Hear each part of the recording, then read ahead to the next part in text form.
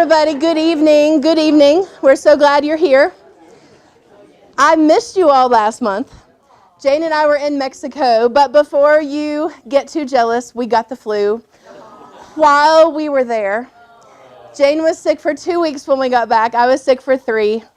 And so in the past week, I have a voice again. So it's been really, really challenging. So please believe we missed you more than you will ever know. But welcome so much to Blue Ridge Story Space. This is March the 2nd, and we're thrilled to be here at the Junebug Center. They let us all come for free. We don't pay any kind of fee to be here. So please, please support them. And you could support them through your donations, through buying popcorn, beer, and as much wine as possible. Tonight, our theme is Saved. And I see a lot of newcomers, so I'll explain to you the way this works. Blue Ridge Story Space is a local storytelling organization where people come together and simply tell stories. It is kind of a spinoff of the Moth Story Hour, except there's no competition. If you're familiar with the Moth is an actual competition. And sometimes competitions leave us anxiety-ridden, and it's hard to be as vulnerable if you know that you're going to be judged, per se. And although the Moth is sensational, there is a judging component behind it. So we didn't want to have that with Blue Ridge Story Space. So this is a safe place where people come and they simply tell stories about a theme. The themes are different each month. You will have 5 to 7 minutes to tell your story. And the lovely Beth Ford in the back is our timekeeper. So this is what will happen when you tell your story. And I should explain this first. This is the famous hat. And so we already have quite a few names in the hat, which is awesome. But the hat will be passed around a couple more times during the night. So if you have enough wine, enough beer, you might feel a little braver than you feel right now. You might decide you really do want to put your name in the hat and tell a story after all. But there'll be 10 names drawn per night. So we start at 5:30 or 5:35-ish now. And so about 6:15, we're going to take a 5-minute break so you can go to the restroom, get more beer, wine, and popcorn, support the Junebug Center, and then we'll meet back here about 6:20 to 7. So 10 names per night.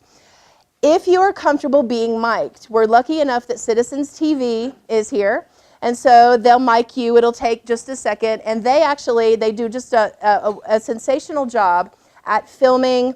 They edit this, it's professionally edited, and it's shown in quite a few places, from Floyd to Newcastle to Fort Chiswell, and where else in Roanoke, Fincastle? Okay, so you will actually be, you'll be a celebrity, a local celebrity for 5 to 7 minutes, and it's really a lot of fun because people, your neighbors can see you on TV, and also people who are not able to be here tonight, your friends or your family, maybe they don't live close to here. They actually edit them, we put them on YouTube, and we have our own YouTube channel. So then when they're uploaded, you can watch whatever happens tonight and you can share with your friends. But when you're up here, after 5 minutes, this will happen. Very gentle shaking of the maracas. And that just lets you know that wind the story up, or wind it down, I guess that is. This is what will happen after 7 minutes. A little more vigorous shaking of the maracas. Nobody will come up and drag you off the stage, but it's just a reminder to please, finish as quickly as possible because we do try to get at least 10 people per night. So without any further ado, I'm going to have, who is brand new over here tonight? Never been here before. Good evening, ladies and gentlemen. I'm Varun. And this is my first time here, and I go to tech. I'm quite nervous, definitely, and I'm not very familiar with how the protocol goes here. So originally, I'm from India, and the story I'm going to tell, I'm not sure if it really fits the criteria which was discussed when I came to know about this event. I was in Canada in July 2016 for a scientific conference in Vancouver, actually, British Columbia, which is on the western coast of Canada. And that was my last day of the conference, and I was traveling from Vancouver to New Delhi, India, with a layover in Shanghai, China. So I was flying over Pacific Ocean. And I had a big layover in Shanghai, China, like a 16-hour layover over there. My flight landed there, and I was really excited about Shanghai because Shanghai has a high-speed maglev train, and it goes at 300 miles per hour, and I was super excited to travel the train actually. So I came out of the airport, and they allow people from India to go out of the airport without a visa, so that was free for me, and I was a student back then, so which was a kind of big deal for me to get a free visa. Now I went out of the airport, and the train runs from the airport to the downtown Shanghai. It's a 40-kilometer journey, which the train covers in probably 6 minutes actually. So that was quite an experience for me. I traveled from airport to the downtown, spent some good time in downtown and enjoyed some Chinese traditional tea actually there, and came back to the airport again after spending like probably 6 or 7 hours. And I was super tired after that train journey and wandering around in the downtown Shanghai. I literally crashed on the couch in the airport, and I slept around at 4 p.m. and I woke up at 11 p.m. to realize that my flight was scheduled at 9 p.m. So I was like, what's, and my dad actually paid for my college, and that was the time when I just graduated from my senior year, and I did not want to ask for extra money from my dad to pay for my next flight, because that's what I was thinking. I'm gonna have to book a next flight to New Delhi from Shanghai now, which is gonna be like probably, I don't know, like $1,000 or something. I took some courage and got out from my couch and was trying to travel outside the airport and go to my airline counter and talk to them that I missed my flight, please arrange a next flight for me. And the thing was, I needed a visa because the visa was valid for 24 hours only. I was super tired and I had tears in my eyes. That I was talking to the officer there, and I was telling him, officer, I missed so they don't know English actually. So, and they are pretty adamant about English. I mean, if you try to talk them in English in China, they will give you a look about it. I mean, no English, no English, no English. So definitely that made me even more terrified. So I showed my boarding pass to the officer, and he checked the boarding pass and tried to scan it on a screen. And he told me that your flight is delayed by 3 hours, and go to that gate number and your flight is there. So that day, I actually started to believe in karma. So thank you very much. That was my story. That's awesome.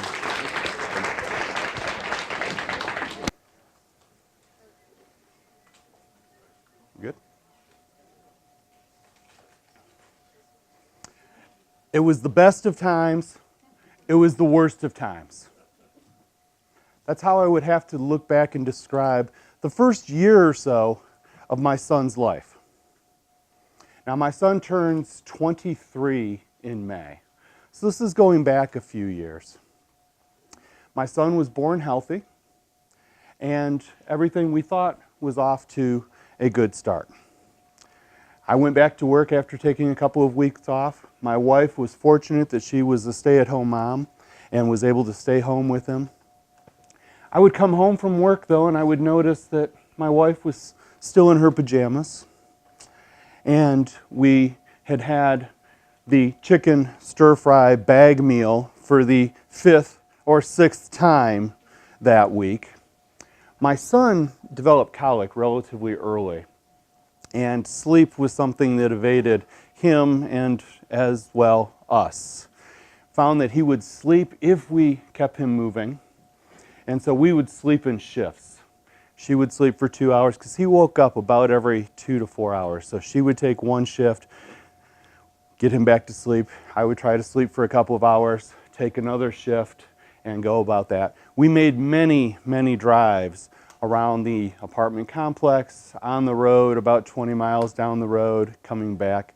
We found that doing laundry at 2 a.m. was a wonderful thing because you could put him in his little bouncy chair and sit it on the dryer, and it worked wonder. We got our laundry done, quite often looking very rapidly around the apartment. What else can we wash?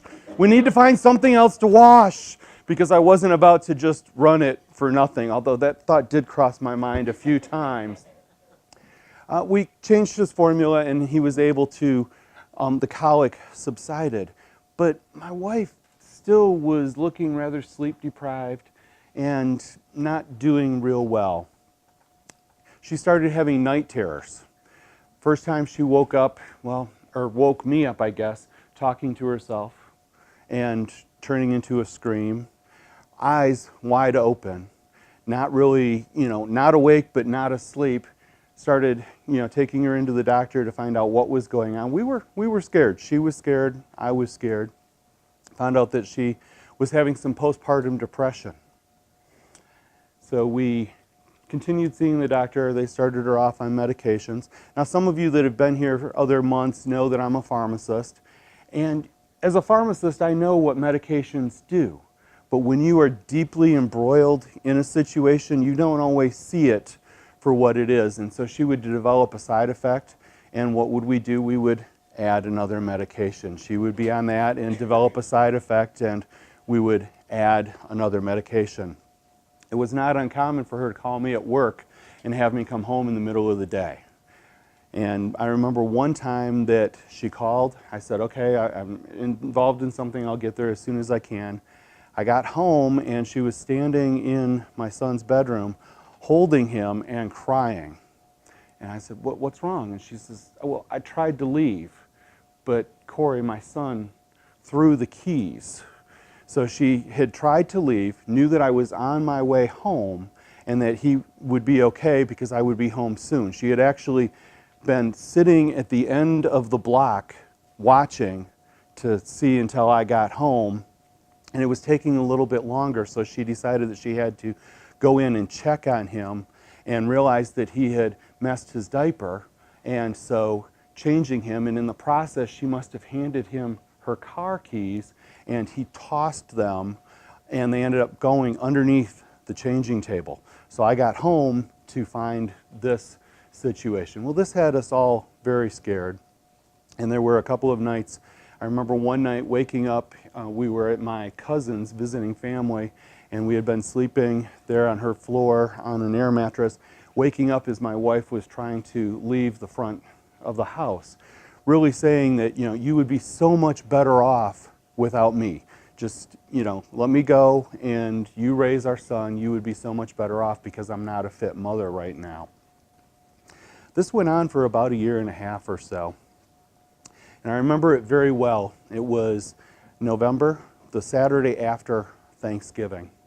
And we had gone and had dinner with her mom, and we were staying with her grandmother.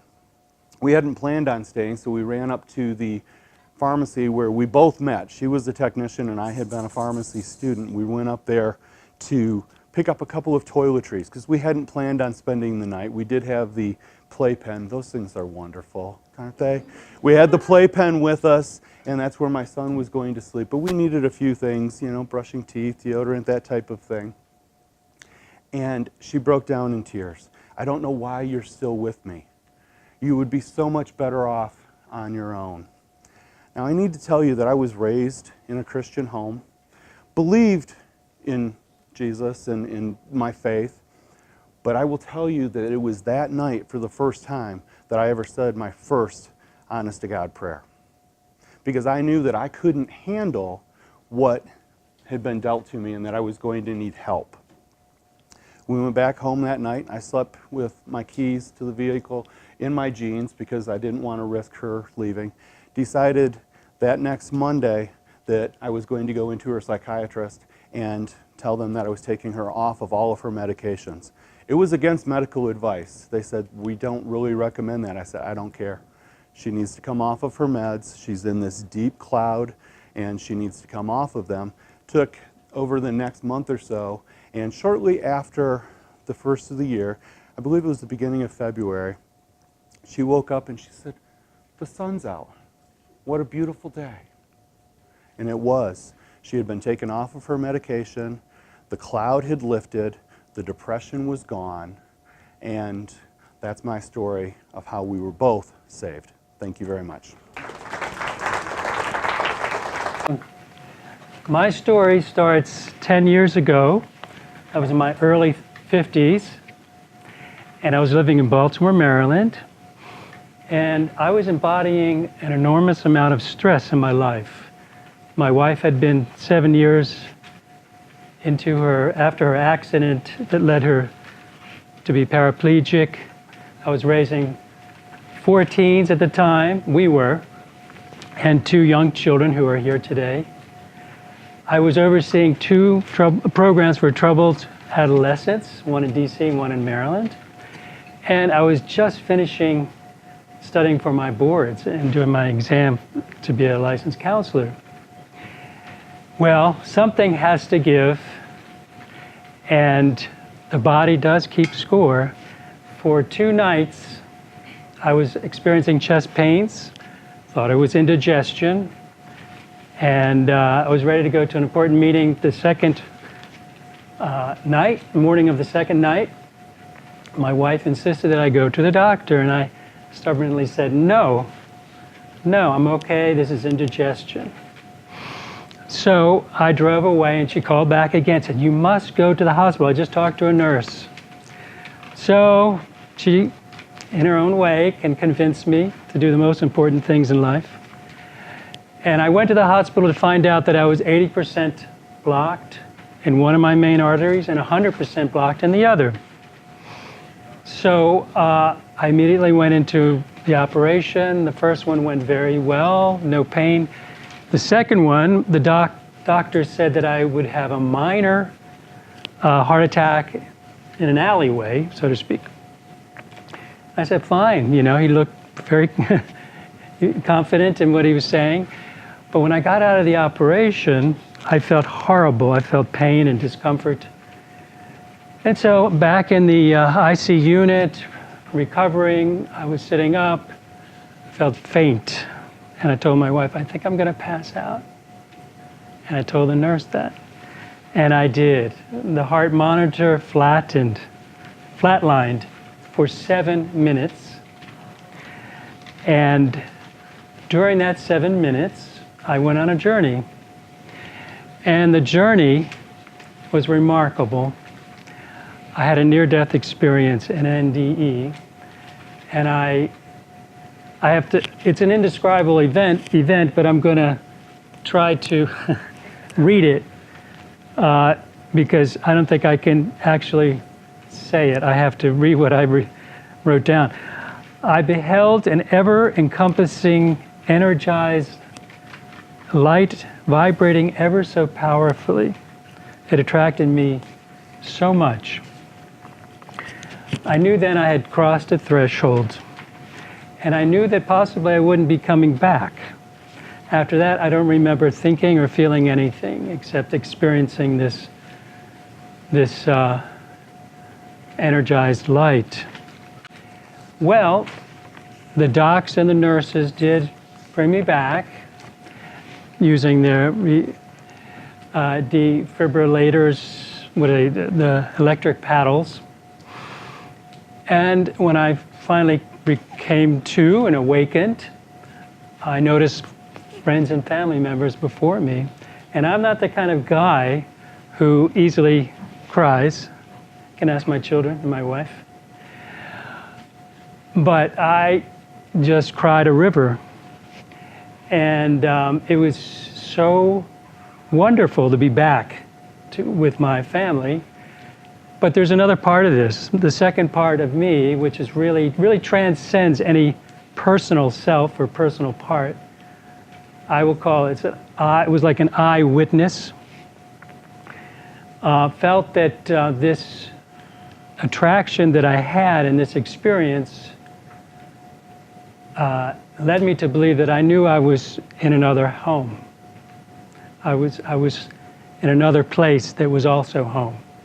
And that part really was sad to leave. It was like being an instantaneous orphan. And so I had to process all this. So coming home after some time during the rehabilitation period, I had been doing some soul searching with my wife, and we decided that my life as it was, had to change. So we decided to move to Peru, which is my wife's mother country.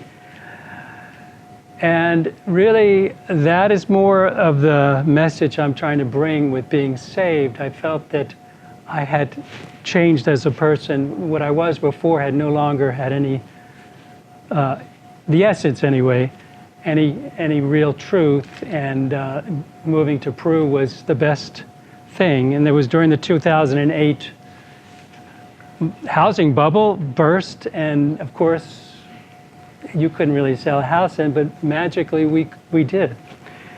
And then we did go to Peru, and we spent the 7 years there, transforming, just being ourselves. I helped my wife start a Waldorf-inspired small school in the high jungle area, and my children and I built a mud house that we were so sad to leave.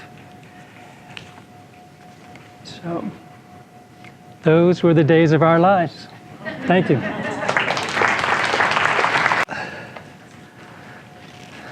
All right, so I'm a car guy. I've been a car guy as long as I can remember. Always been into restoring cars, fixing them up, hopping them up, racing cars. I don't know where it came from, but primarily older American cars. So since I can remember my high school days, my buddies and I would stay up late working on each other's vehicles to get them ready to go drag racing that night. And I don't do it for a living, so no, I won't change the oil on your Honda Civic. You can forget about that. But I never had any formal training. I never had a male role model to teach me how to work on cars. So it was a lot of trial and error figuring out these things. And back then, there was no internet. I couldn't get on YouTube and figure out how to do something on a car or look up a blog. I guess, no, there was no internet back then.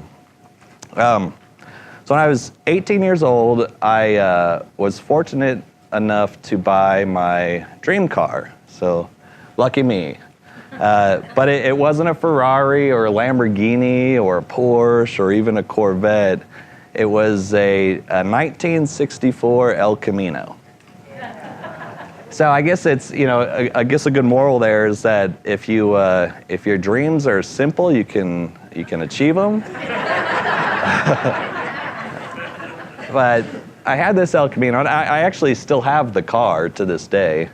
I was living in an apartment, and my buddies and I had done some work on it. We had actually swapped out the gears in the rear end to make it quicker, not faster technically. But I was driving around, and I was noticing some odd noise, some kind of grinding, strange noise that was going on.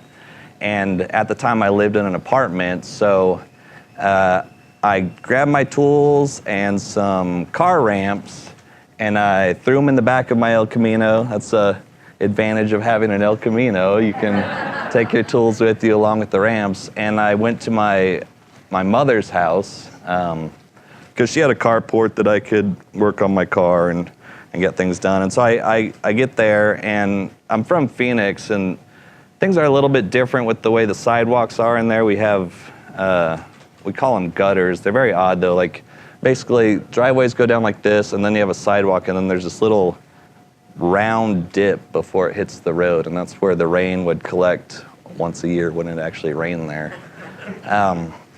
So I get the car there.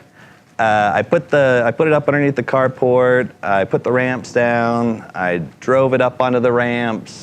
I set the emergency brake. I put it in park, safety first. And I crawl underneath the car, right? And I'm looking under there. I'm like, well, I found the problem. When we put it back together, we hooked the emergency brake cables up. They were actually sitting on top of the drive shaft instead of below it.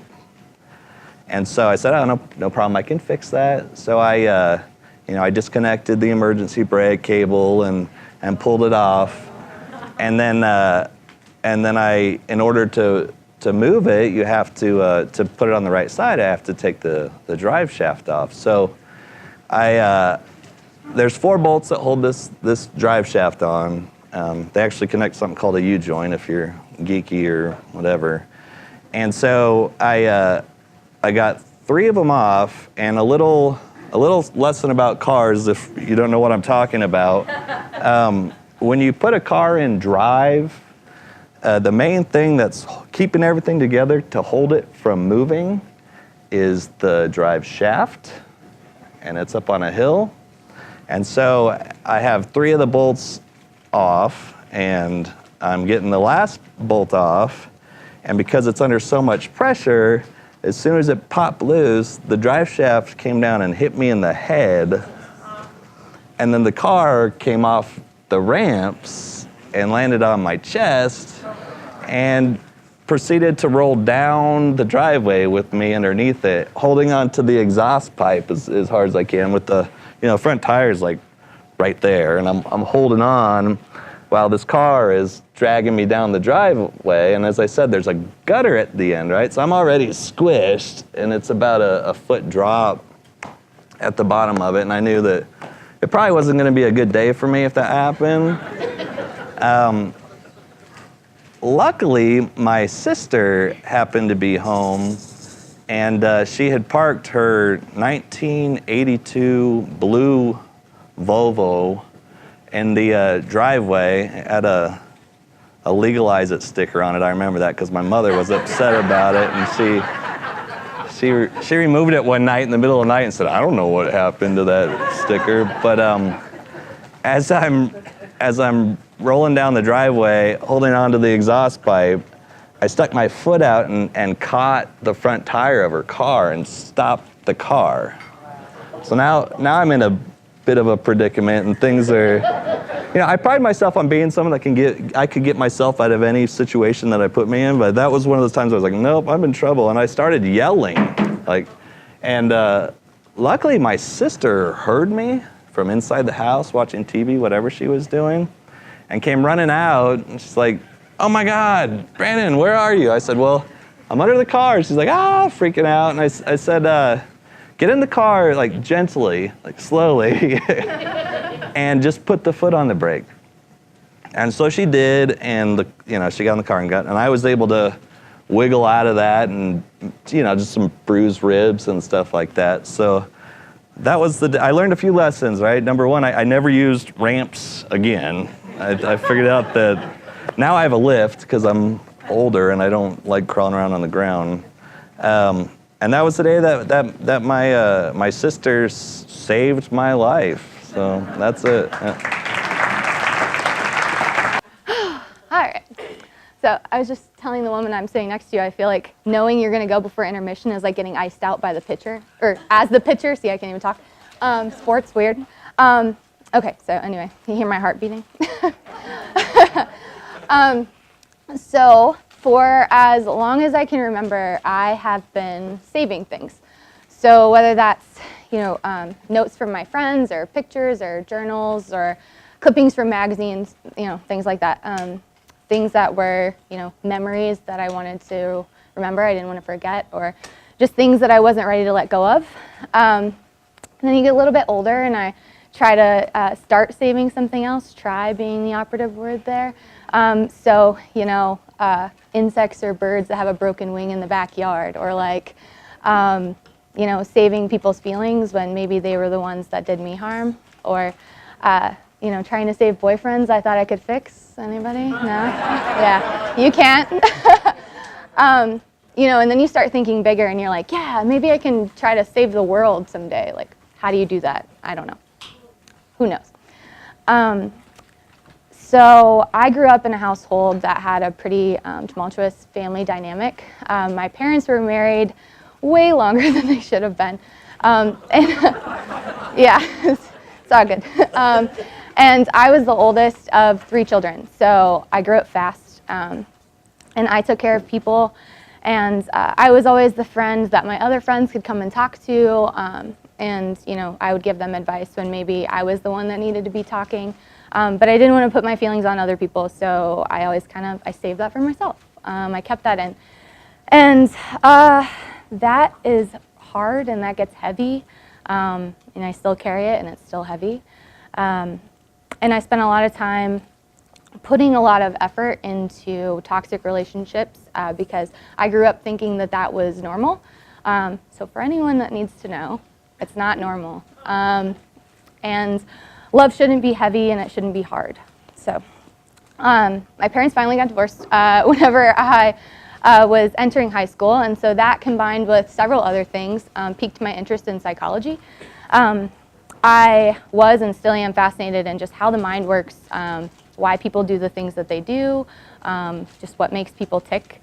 So I moved off to the farthest corner of the state. I was living in Ohio at the time, so I went to school at Bowling Green State University, and that's what I studied. I studied psychology.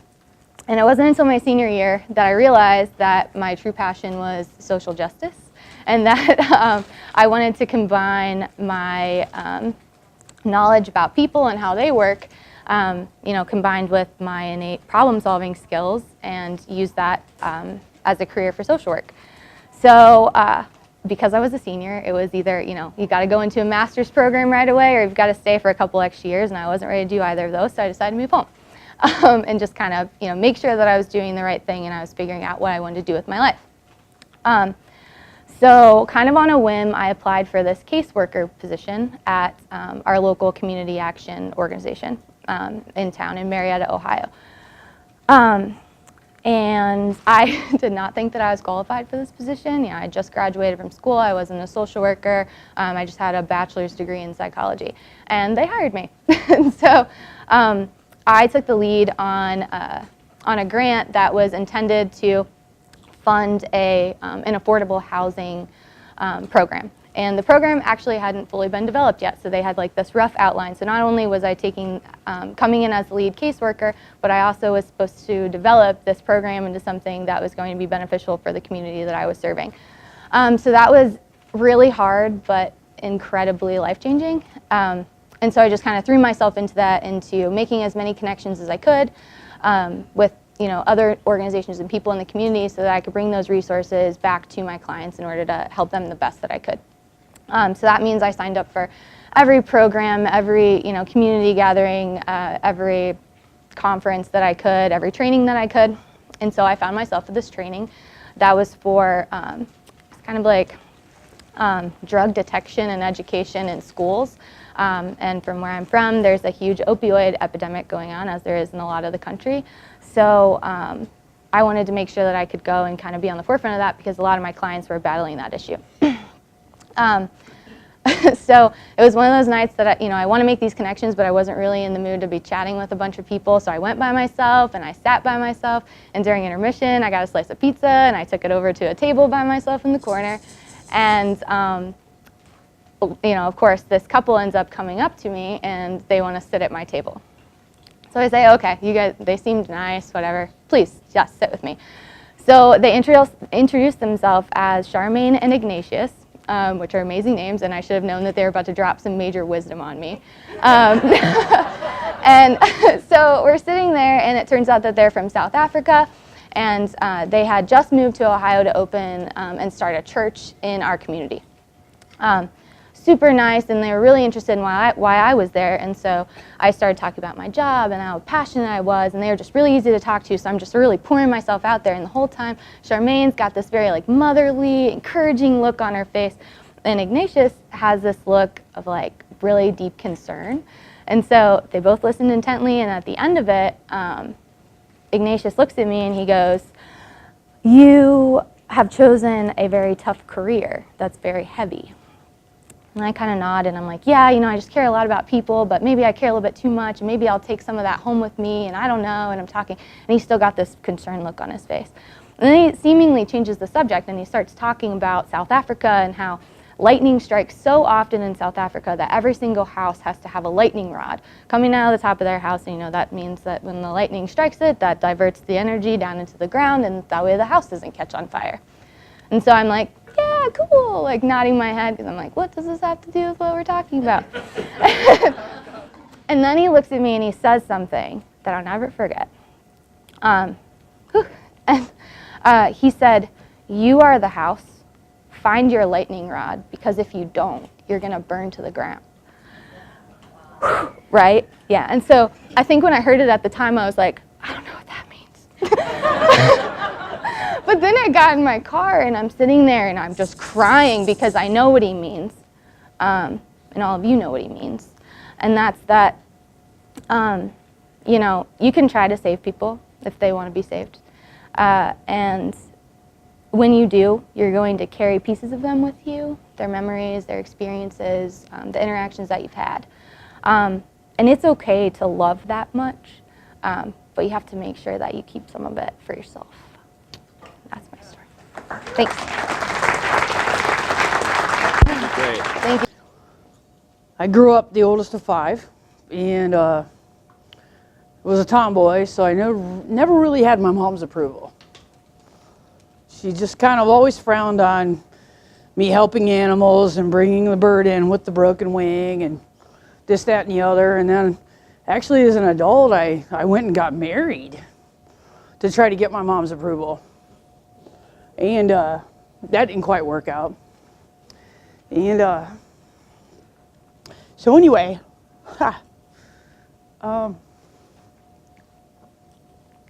I had a child, and that was cool for a while, but I had to go through a soul-searching kind of, who am I? What am I going through this life for? So I did like a sabbatical, and I want to know about dogma and karma and religion and Christianity, and I was raised Lutheran, and converted to Catholicism even to get married. But I wasn't quite sure what was going on with this planet and myself. So I spent a couple months with a Buddhist monk. I checked out Hinduism and the art of dying. I went to Nashville, where I thought I would be staying with country music people, and ended up staying with a dear friend of mine, an African American woman who I never saw any white folks for 2 months, and sung at their Baptist church. So I was checking out all different cultural parts of religion,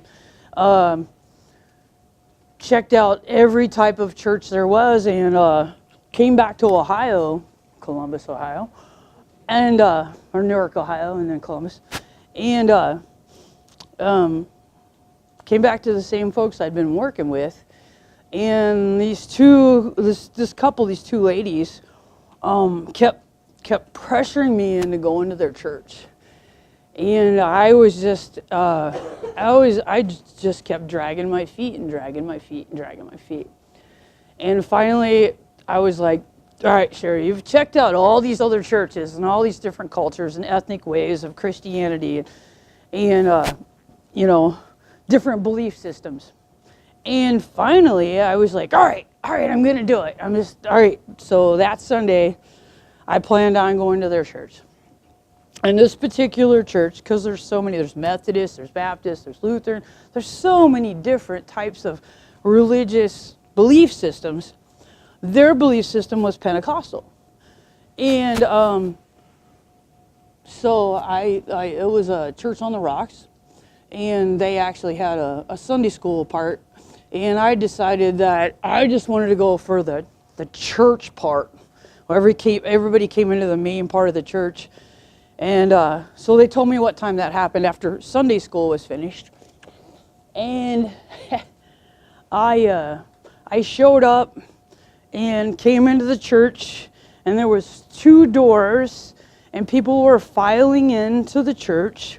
So I came on into the church, and there was pews on both sides of the doors, and they went on up to the pulpit where the pastor or preacher or whatever the right proper terminology for that belief system would be up there.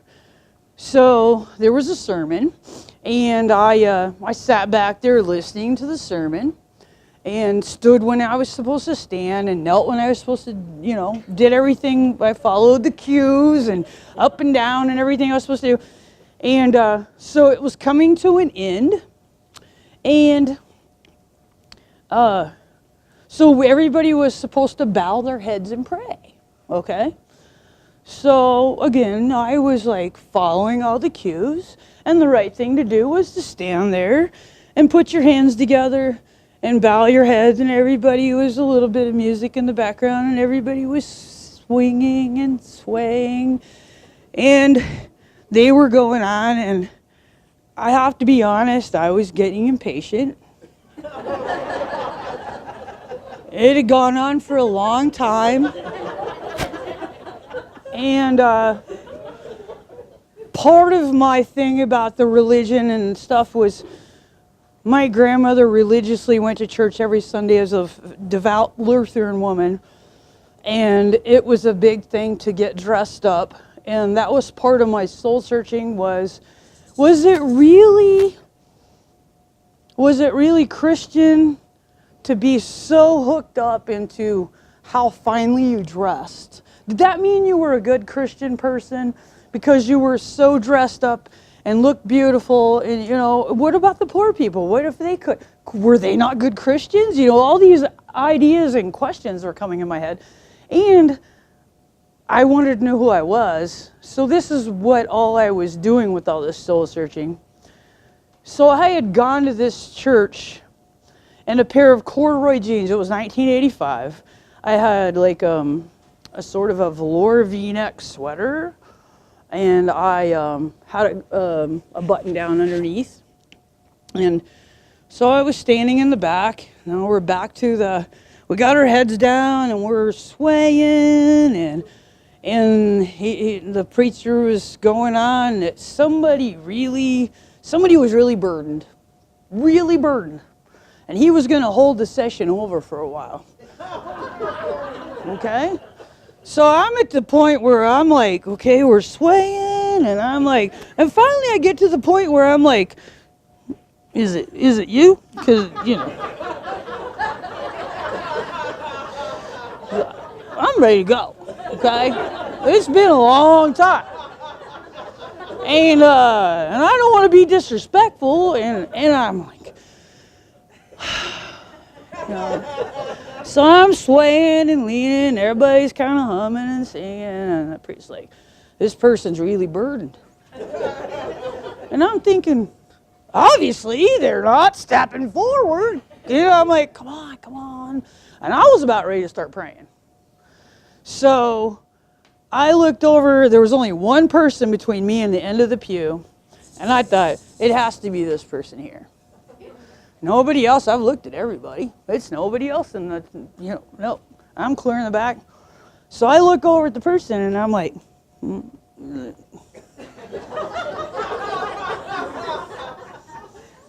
they're like, oh yeah. So he steps out of the pew. Okay. And he looks at me like, well, come on. I'm like, what? So I'm like, oh, must be somebody behind me. So I step out of the pew. At that moment, I got swarmed and swept up into the front where the pulpit was. And I was literally swarmed, and these people were all putting their hands on me. Now, I would like to take a moment to recognize that I do have short hair, and I'm very big and confident, but I have a very fine physique. And it is female, okay? And the first thing out of the preacher's, pastor's mouth was, this young man needs help and needs saved. And I just was overwrought with laughter. Because, I mean,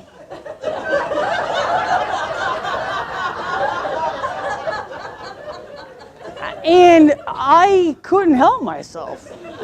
And I started laughing. And at that point, they thought I was overwhelmed with the Spirit.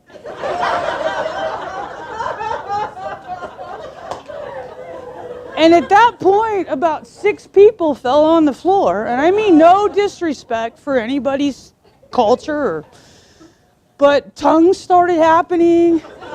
And I got my head grabbed, and which made me laugh harder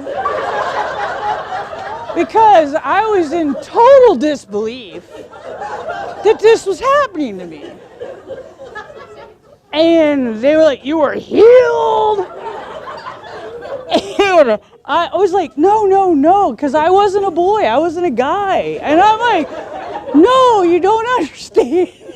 And I was laughing, and they really felt like they had saved me and fixed me. And so that was an interesting experience of the day I was saved. Before I start, is anybody here from Richmond or lived in Richmond? Yeah, all right. Anybody a whitewater or paddling enthusiast? Okay. Is anybody married to me in here? Oh, okay. Well, this story is for y'all and you.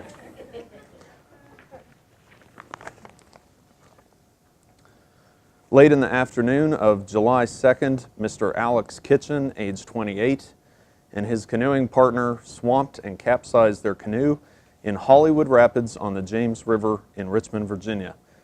Their boat became pinned downstream on what is known as Bradshaw's Rock. After surveying the situation, they tried to wade the channel between Belle Isle and the rock to recover their car keys, which were in a backpack tied to the boat. Mr. Kitchen's foot became caught on the river bottom. His friend tried to help him, but Kitchen eventually lost his balance and was pushed under the water. His friend grabbed his life vest, but it slipped off over his head.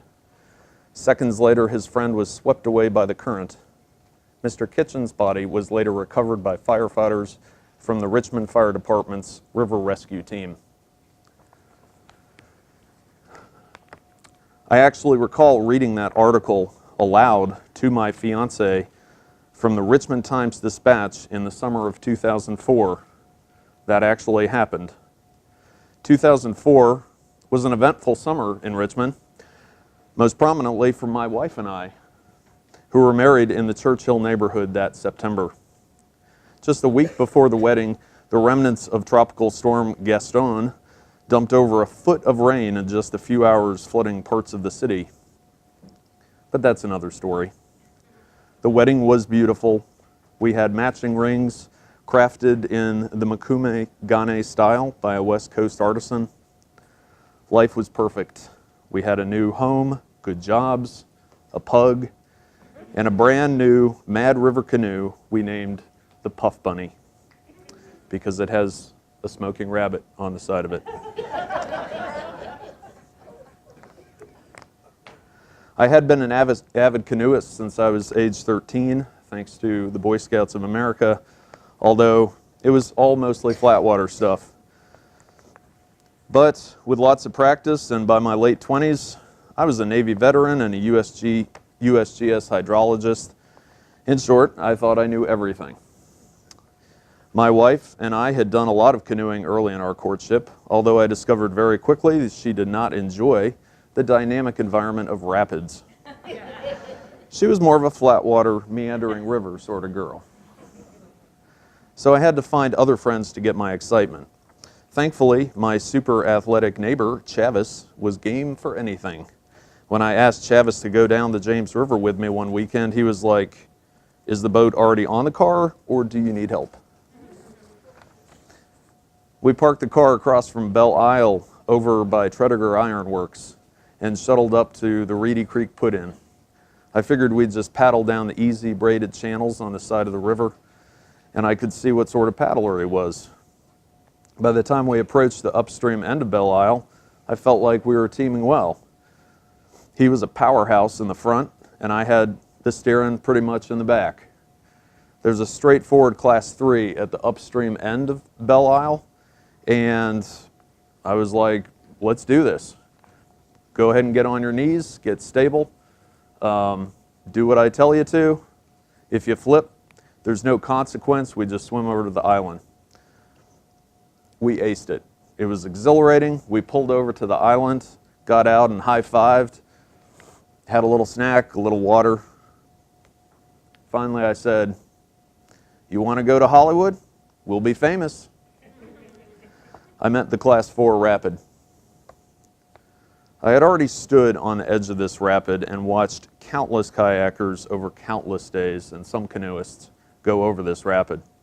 It's definitely doable. To say I had scouted it was an understatement. I had thought about how to do it, what line to take, how to steer and lean into the rocks so you don't flip. But I hadn't planned to do Hollywood on this particular day. It was an impulse. You know, young men take risks with other young men that they would never take themselves. There were no beers to hold at that point, but it could have been a hold my beer moment. But even Chavis was nervous. He asked me, "Are you sure about this? Are you really sure?" And I said, "No, but I'm feeling it. I really think we can do this. Just follow my instructions." So he was game. He was not somebody to back away. We talked about the lineup and the game plan. And I thought, you know, hell, John Wesley Powell went down the Colorado River with one arm. You know, people have done this. What can go bad? We tied our backpacks onto the handles of the canoe so they wouldn't go off if something happened, and shoved off toward the race, that kind of accelerating portion as the water streams toward a waterfall. To this day, I still don't know if he intentionally sabotaged, but he wasn't on his knees like he should have been, and I didn't notice. As soon as we entered the chop, I found myself upside down, looking up at the surface of the water. It happened that fast. I was just looking up. As soon as I came to the surface, I noticed the boat had flipped and capsized, caught view of Chavis, who was looking at me with shock. I just shouted, "Swim!" It didn't take him. He didn't need to be told twice. We were probably less than 200 feet from the drop. This natural pour spout carved out of granite outcrop over millions of years, probably carrying a tenth of the entire James River discharge through Richmond and accelerating rapidly toward it. Now, Chavis was a really athletic swimmer and got over to Belle Isle in plenty of time, but I soon realized my foot was caught in one of the straps. I freed myself with surprising mental clarity and began swimming as hard as I could.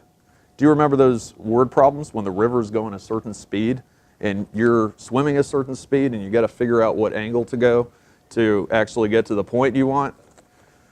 Well, trig or something like that. I just figured I needed to swim as hard as I could, and instincts were kicking in at this point. As I approached the drop, and it was getting really close, I was able to barely grab the edge of the granite outcrop, but it's really steep at that point, and the water was tugging so hard, just pulling me toward like a siphon. I couldn't really pull myself out of the water. Well, a father and her young teenage daughter had been watching the whole thing unfold, and they were right there on that rock, just feet away, and I looked at them and said, "Help. Help me." The girl, maybe 13, came up and grabbed my hand. I remember looking deep into her eyes at that moment, and she just looked like kindness incarnate. She was saving me. Then the father stepped up and grabbed my hand, probably for her sake, and pulled me out with amazing force, dislocating my left shoulder in the same motion, but pulling me onto solid rock. I found my friend Chavis after a while, and after reducing my shoulder injury, I thanked the father and daughter, who I have never to this day seen again. I asked where the boat went, looking around, and Chavis said it had submarined under the rapid. Then slowly, inch by inch, we watched the Royal X Puff Bunny emerge from the water, wrapped around Bradshaw's Rock. The ash gunnels had split as it began to tear in half athwartships. Chavis said, "Did you leave your keys in the backpack?" I said, "Yes, but I'm going to walk away with my life today." Later on, the way to the car, I realized that my hand was bare. My matching wedding ring had gone. It had slipped off in the cold water, or perhaps fallen off when I got pulled out. I was like, the dude didn't take my ring, did it? No, that's not right. When I got home, with my tail tucked between my legs, my wife graciously let me back in, even though I had destroyed our new canoe and lost my wedding ring. She looked at me and said, "I don't care about the canoe. I'm just glad you're safe. As for the ring, you didn't lose it. The river took it from you."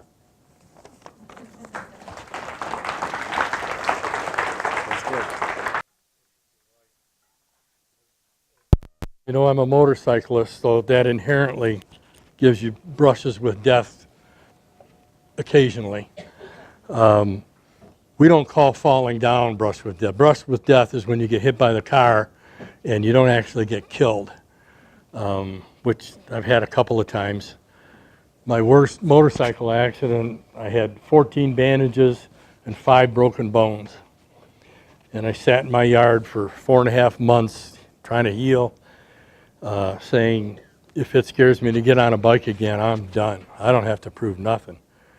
And it was just like going home. I mean, I just right back into it. And there was just tons of experiences in that. At the same time, this was in the 1970s, I was electric sign repairman in Detroit. And I worked for a company that was a big company, so we did the big signs. I used to do aircraft warning lights on 800-foot smokestacks, where you climb up between the walls of the smokestacks, and work like that every day. And it was pretty much, if you know what an iron worker is like, he works on a beam that wide. A sign man works on a piece of angle iron that wide, 2.5 inches. It ain't much. And you're with that every day, and you're working with electricity. So it's dangerous stuff. And I did it till I was 36 years old. The motorcycle accidents, things happen like that. It's over. You're in the air and it's over.